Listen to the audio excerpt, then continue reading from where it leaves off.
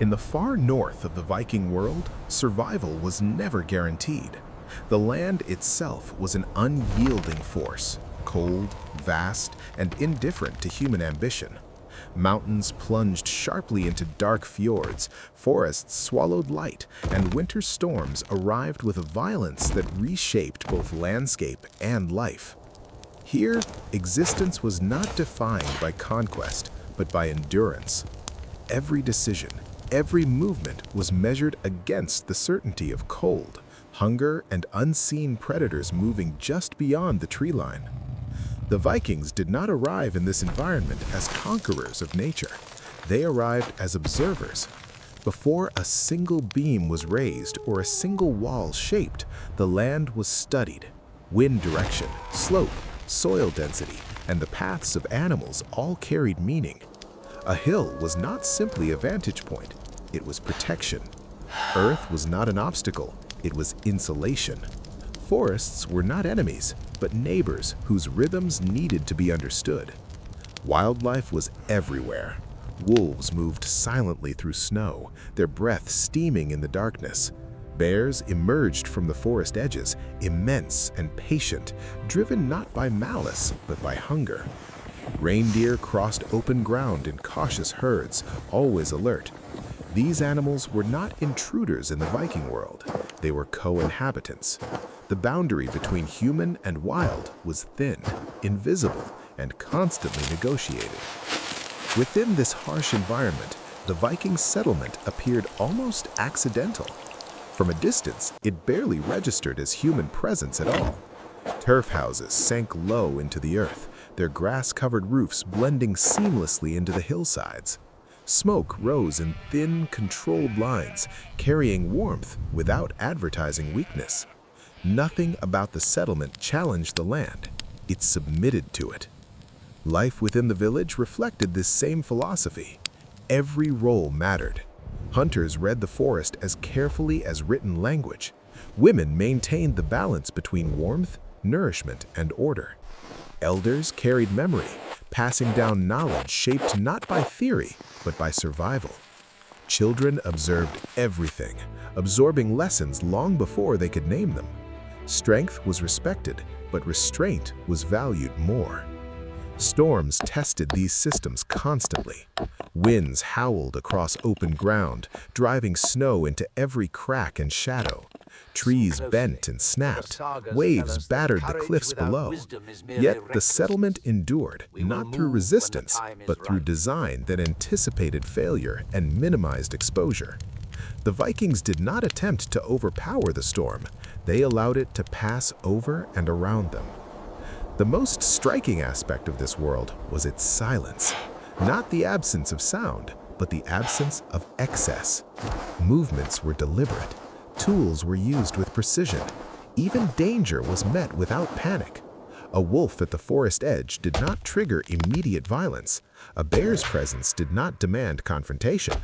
Instead, distance was maintained, signals were placed, and space was respected. This relationship with nature was not romantic, it was practical. The Vikings understood that killing every threat would only invite new ones. Coexistence, though fragile, offered continuity.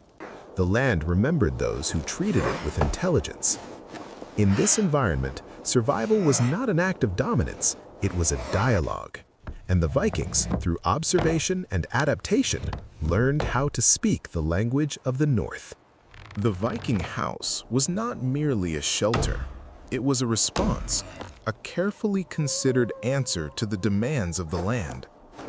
Built without nails or cement, it relied entirely on balance, weight, and an intimate understanding of materials. Wood was shaped to lock into itself. Earth was used not as decoration, but as structure. Grass and roots were not obstacles, but reinforcements. Construction began with placement. A house was never raised where wind could strike it directly. Hillsides offered protection, while soil provided insulation. Timber was chosen carefully, not for beauty, but for strength and resilience. Each beam was carved with precision, notched to fit another, forming joints that grew stronger under pressure rather than weaker. There was no room for error. Every mistake would reveal itself in winter. Walls were packed with earth, not to conceal flaws, but to absorb sound, retain heat, and resist storms. Roofs were layered with turf, creating living insulation that adapted with the seasons. Snow, instead of collapsing the structure, became an additional shield. Inside, warmth was controlled. Fire burned at the center, smoke guided through narrow vents. Heat lingered while moisture escaped. The house breathed. Wood expanded and contracted. Earth settled. Nothing was rigid because rigidity failed in the cold. This architecture was inseparable from daily life. Tools hung within reach. Sleeping spaces were arranged for warmth and safety. Doors were built low, forcing anyone entering to slow down, to bow slightly, to reduce heat loss and prevent sudden intrusion, human or animal. Every element served multiple purposes. What made these homes remarkable was not their durability alone, but their invisibility. From a distance, they disappeared into the terrain. Predators passing nearby often failed to notice them at all. Wolves followed scent trails that led away from living spaces. Bears stopped short of invisible boundaries marked by smell, sound, and habit. The house did not challenge the wild, it hid within it. Building was a communal act. Strength and skill mattered, but so did coordination. Each person contributed, from lifting heavy beams to packing soil and laying turf. Knowledge passed between generations through action, not instruction. Children learned by watching. Elders judged stability with a glance and a touch. When storms arrived, the house proved its worth. Winds battered the landscape, but inside, sound softened. Firelight flickered steadily. Breath slowed. The structure held, not because it was immovable, but because it was flexible. Pressure was distributed, not resisted. These homes did not promise safety. Nothing in the Viking world did, but they reduced risk. They bought time. They created a space where life could continue long enough to matter. In this way, Viking architecture became philosophy made tangible. Survival was not about permanence, it was about continuity. A house did not need to last forever. It needed to last through the storm. As the seasons passed, the Viking settlement changed very little. Snow melted into soil, grass returned to the roofs, and the wind erased the tracks of winter. Time moved forward, yet the village remained anchored to the land, shaped not by expansion or conquest, but by continuity. The houses aged quietly, settling deeper into the earth, growing stronger through use rather than permanence.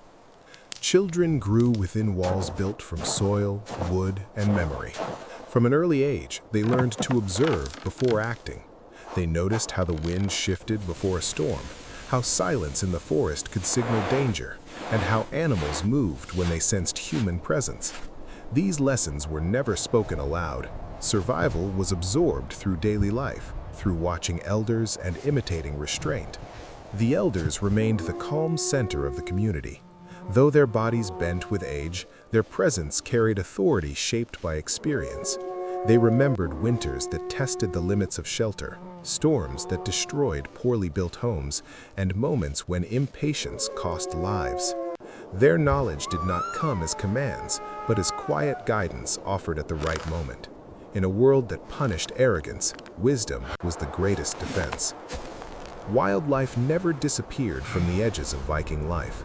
Wolves continued to move through the forest, their distant howls carried by the wind. Bears followed ancient paths between trees, drawn by scent but held back by habit and distance. No fences marked the boundary between humans and animals, yet the line was understood. It existed through careful placement, controlled smoke, deliberate waste management, and respect for patterns older than the settlement itself.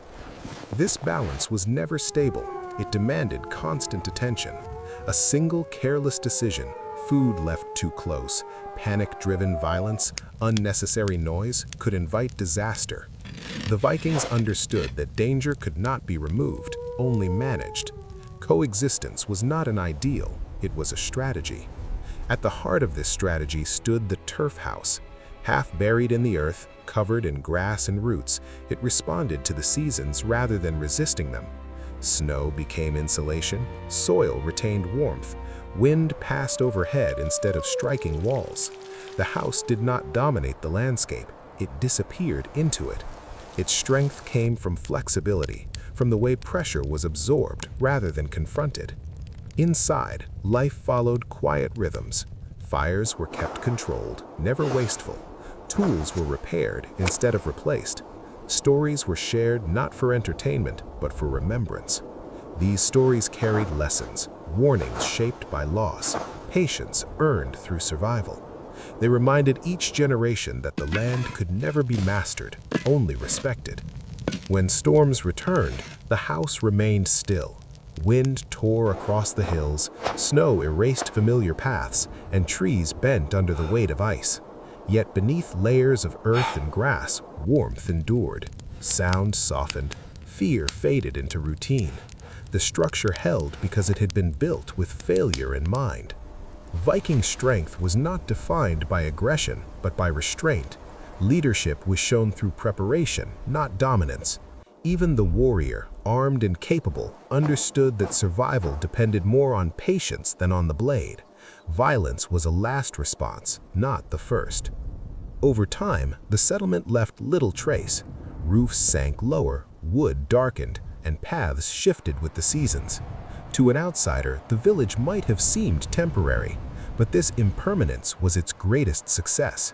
It existed without scarring the land, without challenging forces it could not control.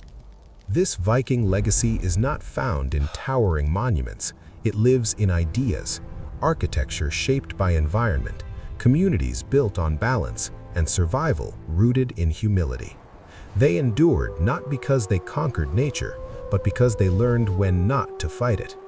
The land remained, the storms continued, animals moved on their ancient paths, and for a time, the Vikings learned how to stay.